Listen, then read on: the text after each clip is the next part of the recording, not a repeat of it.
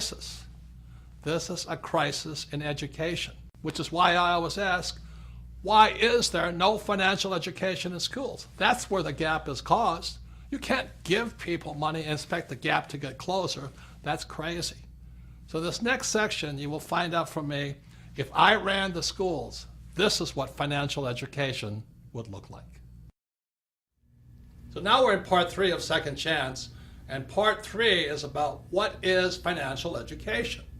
Because you see, education also comes in 3 sides. On one side, you have traditional education, and on the other side, you have financial education.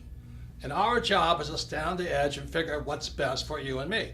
I mean, what are you going to do about the financial crisis? Are you going back to traditional education, or is your second chance found in financial education? So traditional education is like my poor dad's education, which is go to school, you get a job and become an employee, you save money, you work hard, you get out of debt, you buy a house, and you invest for the long term in the stock market. And that's traditional education. And on the financial education side, which is my rich dad side, it's opposite. And that's what makes it hard for most people, because it's opposite. On rich dad's side, it's become an entrepreneur, somebody who hires employees. You understand debt, because debt makes the rich richer. You have to understand taxes, because taxes make the rich richer. And also you must understand markets. Yes, you must be able to make money when markets are going up and markets are going down. See, my concern is if there is this large crash coming, if markets come down, it's going to wipe out these guys on the traditional education side. So the question for you is, which side is best for you? For your second chance, is your second chance going to be found going back to school? More than half of you failed. Traditional school and getting a high-paying job, or being on the financial education side and learning to have money work for you? Which is best for you? So actually, financial education can be pretty easy. My financial education began when I was just 9 years old. It was when my rich dad, who was my best friend's father, he would teach his son and I about money playing the game of Monopoly. And we all know the great formula for Monopoly. It's 4 greenhouses, 1 red hotel. So I would play, rich dad, his son and me, we would play Monopoly all day long, and then I'd go home. The difference was my rich dad was kind of talking to us, teaching us to think like rich people. He was like a teacher, a coach, and a mentor as we played Monopoly. And then I'd go home to my poor dad, and he'd say, "What you been doing all day?" You know, I'd say, "Well, I've been playing Monopoly." "Ah! What a waste of time. Go and do your homework. Because if you don't do your homework, you won't get good grades, and you won't get a good job." So that's where my financial education began. See, my poor dad's a great man. He graduated from the University of Hawaii in less than 2 years. He went on to Stanford, University of Chicago, and Northwestern, ultimately getting a PhD and becoming the head of education for the state of Hawaii. So he was academically smart, but he had no financial education. On my rich dad's side, my rich dad never finished school, but he understood how to play the game of Monopoly.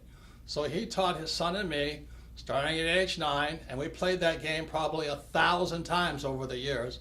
We played it until I was in my 30s with rich dad. And today, what I do, and my wife does, is we play Monopoly in real life. So behind me is the cash flow quadrant. It is book number 2 in the Rich Dad series. And the cash flow quadrant is a very important book. And again, you're going to find out things are opposite. See, on one side of the quadrant, you have E and you have S. This is my poor dad's side. E stands for employee. S stands for self-employed, small business, specialty, a specialist, or a star, like a movie star or golf pro. So we have E's and S's on one side, and on my rich dad's side, you have B's, which stands for big business. These are the guys like Henry Ford, Mark Zuckerberg, Steve Jobs, Bill Gates. And I stands for investor, but just not any investor. This stands for professional investor. See, most people who invest on the E and the S side they invest in 401ks, they invest in IRAs and Roth IRAs. These guys are passive investors. When we talk about investor, we're talking about proactive, professional investors. So on this side is my poor dad side, E's and S's, and on this side are B's and I's, and this is my rich dad. So when I was a young man, I had to decide which side was best for me, E or S, B or I. So this is a very important subject now. It's called taxes. Now most people hate paying taxes. So let me ask you this question. You have E's, S's, B's, and I's. Who pays the most taxes? Okay, so on the E's, and this is true throughout the world, it's about 40%. So if you're an employee, a major part of your paycheck goes to pay taxes, and that's how your wealth is being stolen. If you're an S, which is self-employed, movie star, or a specialist like an accountant, attorney, or a doctor, you pay 60% and higher. So the E's and S's pay the highest taxes possible, and these are the people who went to school and they're told to work hard for money. On the B and I side, which is the rich, the B's pay 20% in taxes. They pay much less, and the I's, the professional investor, pays as little as 0% in taxes. So some of you are saying this is not fair. And I can understand that because most people are on this side looking at this side. But let me just say this to you. Tax laws are fair. You see, tax laws don't care if you're rich or poor. You can be rich or poor and still pay 0 taxes. You can be rich or poor and pay 20% in taxes. See, what is not fair is the lack of financial education in our schools. So these people on this side have no idea how these guys are making much more money and paying a lot less in taxes. So let me just say this. For those of you who have read Rich Dad, Poor Dad, or if you haven't, look at Rich Dad, Poor Dad one more time. Lesson number 1 from my rich dad was this: the rich do not work for money. See, these guys here on the E and the S side, they work very hard for money, and they pay the highest taxes. What Rich Dad said on the B side, you should have people work for you, so you pay less taxes. And the I side, your money works hard for you. Other people's money works hard for you, so that's why you pay less in taxes. And that's what financial education should include. So as one of my favorite comedians, Joan Rivers, always said, can we talk? I'm going to ask you right now, can we talk straight right now? Let me tell you what's really going on in the real world. Stuff they'll never tell you in school. You see, the real battle today is you have communism and socialism on one side and capitalists on the other side. And I said, it's up to you which side you want to be on. I prefer the capitalist side. Unfortunately, many people on the socialist and communist side, they're always saying, tax the rich. And that's kind of the Robin Hood theory of business. You take from the rich and give to the government employees. So E's and S's, when they say tax the rich, they don't mean tax the rich. They tax people in the E and S quadrant. For those on the B and I quadrant, they get tax breaks because of one thing. Those on the B and I quadrant are partners with the government. They have the skill set and the mindset and the ability to do what the government wants done. So the people who are saying, oh, it's not fair, they're generally on the E and S side. Remember, there's a lot of rich people in the E quadrant, a lot of rich people in the S quadrant. They just can't do what people in the B and the I quadrant does. So once again, the government gives tax breaks or incentives or subsidies to those on the B and I side because these guys are partners with the government doing what the government cannot do. So I'm on the B and the I side, and I get tax breaks because I have employees. I don't have a job, I hire employees. Second, I use debt. Because money is no longer money, it's now debt. The banks need me to borrow money, large sums of it. Also, I invest in oil and gas, and I provide food, because that's what the government wants. So the tax breaks are on the B and the I side. As this article in the LA Times, May 31st says, here's my hero, Elon Musk, and they call him the subsidy king. Why? Because he's on the B and the I side. This guy is my hero. He's as great as Steve Jobs and not greater. He created PayPal, then he invested in SpaceX and now Tesla, and he's providing batteries for people throughout the world to eliminate the need for electrical power. So the government gives him massive billions of dollars in subsidies because he's on the B and the I side, and he's doing what the government wants done. The government needs people who can provide jobs, and the government needs people who have money to invest. So for those of you on the E and the S side who think tax the rich, think again. The government taxes those on the E and the S side, but not those on the B and the I side. Maybe your second chance lies on the B and the I side, and that's why your financial education is so important. Second Chance is an in-depth learning package, primarily for people who want to know more about the B side and the I side. And if you see this bug back here, this is called the Rich Dad Radio bug, because you are who you hang out with. If you're an idiot, you hang out with idiots. And if you're a crook, you hang out with crooks. And if you're a rich person, you hang out with rich people. So the Rich Dad Radio bug here means you can learn more if you want to learn more from people who are really doing the real thing. You see, the reason most people struggle financially is they take financial advice from salespeople. They're called, stockbrokers, real estate brokers, and insurance brokers or financial planners. As my rich dad said, the reason they're called brokers is because they're broker than you. They need your money.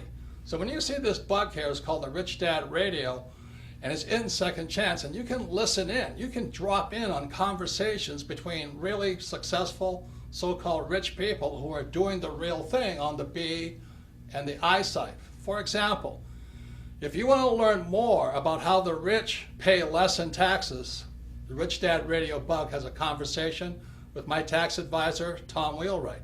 If you want to learn how debt makes the investor richer, listen in on that conversation. They're about 45 minutes long.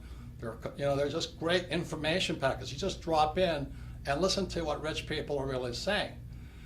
And for those of you who have young people, we have my friends Donald Trump Jr. and Eric Trump, sons of Donald Trump the Great, and they talk about how their dad did not spoil them, but trained them to be entrepreneurs, not employees. So this Rich Dad Radio bug is part of your in-depth learning package included in the book Second Chance. Remember, you are who you hang out with. Birds of a feather do flock together. So in 1994, Kim was financially free. She was only 37 years old, and I was 47 years old. So people kept asking us, how did you guys do it? And so we told them we just played Monopoly in real life, but that didn't satisfy them. So by 1996, Kim and I developed the cash flow board game, as you see behind here. And many people say the cash flow board game is Monopoly on steroids. As I said, my financial education began when I was 9, playing Monopoly with my rich dad. So let me give you some of the opposites that's found on the cash flow board game. This is one big opposite. In the middle of the game, you see this thing called the rat race. That's where most E's and S's wind up. They go to school, they get a job, or they become a doctor or a lawyer, and they wind up in that rat race, working really hard, paying a lot of taxes, giving their money to the government, giving the money to Wall Street via their 401k or IRA, and they just spin that little rat race. But that's not what the rich do. So those on the B and the I side, they invest in what's called the fast track. Again, everything is opposite. There are a number of other things that make the cash flow board game Monopoly on steroids. One big reason is cash flow is the only game that encourages you to use debt to become rich. Now I know some of you go, oh, I'm so afraid of debt. And you should be, because you have to learn how to use it. Debt is dangerous if not well used. So cash flow actually encourages you to use debt, but this is the best thing. You use debt with play money. If you make a mistake, it's only play money. Try doing that in real life. You make a bad mistake with debt and you're wiped out. This is the most important part of the cash flow game. The cash flow game, again, Monopoly on steroids, is the only game that teaches you to use a financial statement. Now, 99.9% of all kids leaving high school have no idea what a financial statement is. Can you imagine that? You see, on my poor dad's side, the E and the S side, my poor dad says, oh, you have to have good grades. So when you're in school, your report card is A, B, C, D, and F. So my rich dad on this side said, on the B and the I side, Your report card is called a financial statement. So many people leave school thinking their report card's the most important thing. They have a 4.0 or 2.0. Who cares?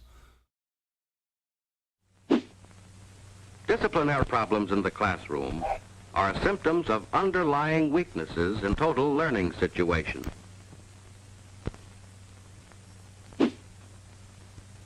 What really counts is your financial statement. Now, if I was to grade our political leaders on their financial intelligence, I would give them an F. That's all the politicians, from the president on down. They should be fired for running the economy into the ground. And what about all the bankers who really cheated a lot of people? They should get an F. You know, they're the people that actually tell you to invest for the long term in savings and in the mutual funds. They should get an F for bad information. And what about the school system? Now, I'm not blaming the teachers, but the academic system of America, if they have a financial report card, I'd give them an F also, because they're failing to educate people and prepare young people for the real world. Remember, the banker wants to see your financial statement. But the people on this side, they're still living in the past. Oh, I'm an A student, you know, I have a 4.0 average. Well, your banker doesn't care. Your banker wants to see your financial statement, because your financial statement is your report card when you leave school. But if 99% of high school kids have no idea what a financial statement is, no wonder we're in economic trouble. If you go to the supermarket and you buy a carton of milk, you know, the first thing you do is you go, you want to check the expiration date, because if you drink it and it's old milk, you will get sick. Well, the same thing happens with our ideas about money. Many people today are operating on outdated, expired ideas about money. For example, in 1975, if I went to a bank, the bank would give me 15% interest on my money. That was pretty good interest. But in 2015, 40 years later, if I go to the bank may give me 2% interest. So let me explain how interest rates affect you. In 1975, if I had $1 million in the bank, I got paid $150,000 a year interest on that $1 million. $150,000 in 1975 was a lot of money. That meant my $1 million was worth a lot. 40 years later, in 2015, same $1 million, I get 2%, and that means I get paid $20,000 on my $1 million.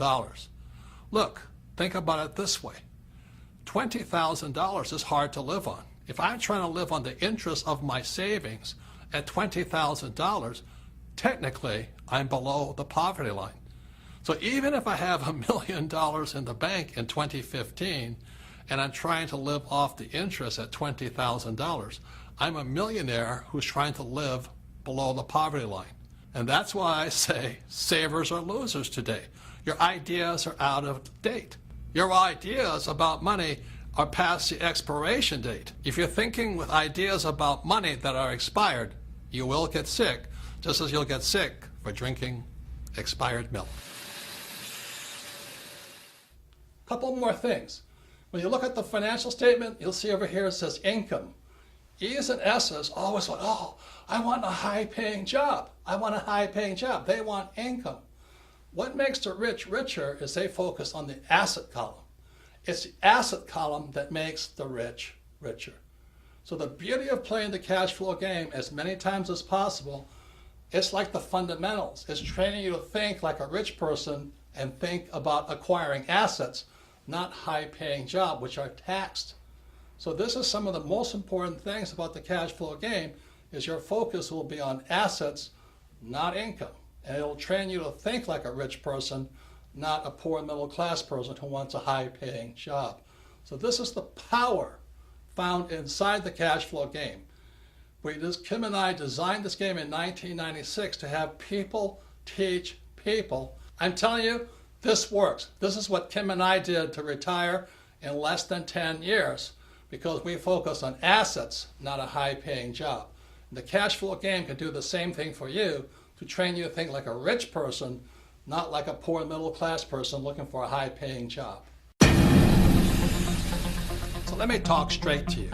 Let me tell you something they don't teach you in school. Lesson number 1 in Rich Dad Poor Dad is rich don't work for money. And let me explain what the rich do work for. What the rich work for is the acquisition of assets. And what the assets provide for the rich is cash flow.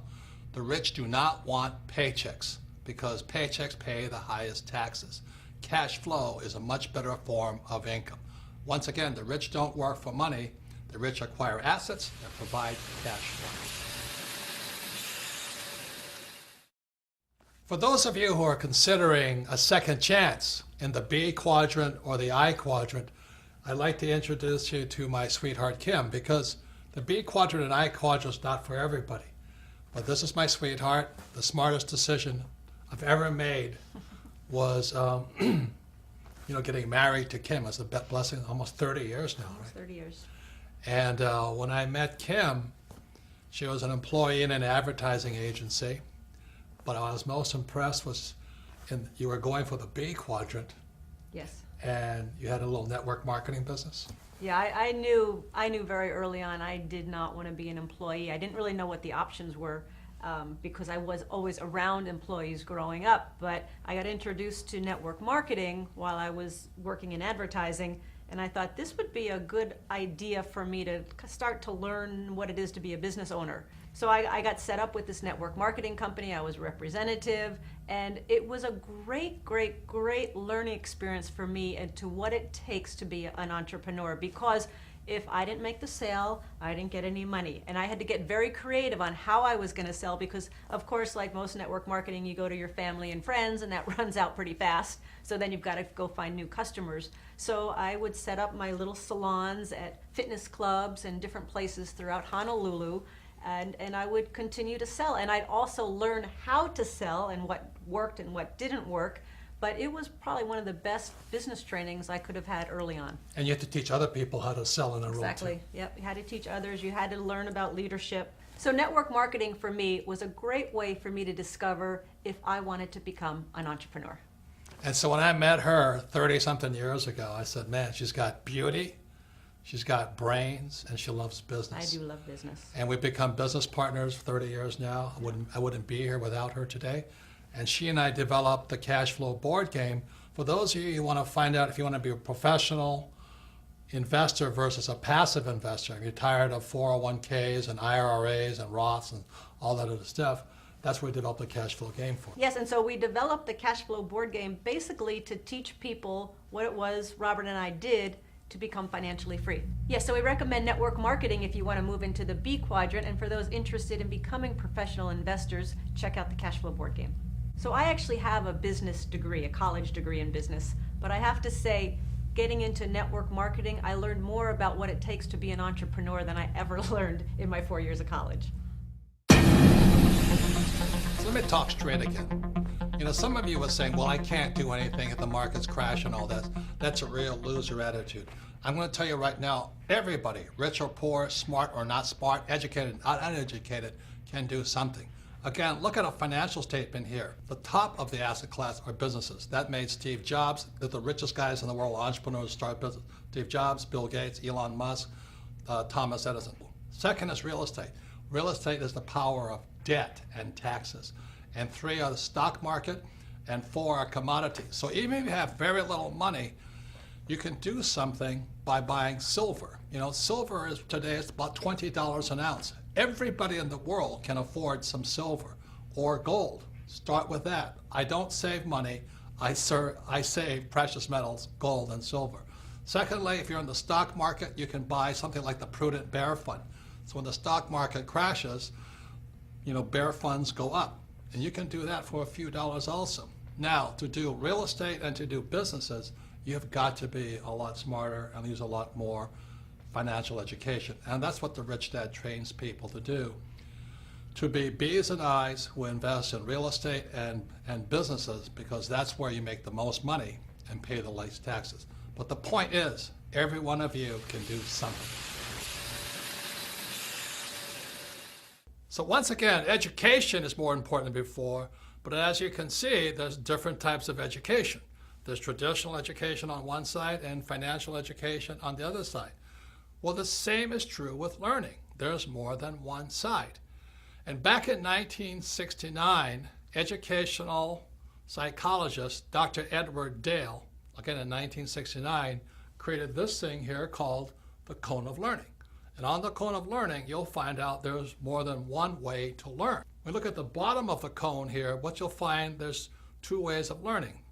There's reading and then listening to words or listening to lecture. This is my poor dad's way of learning. To me, as a kid, it was boring, boring, boring.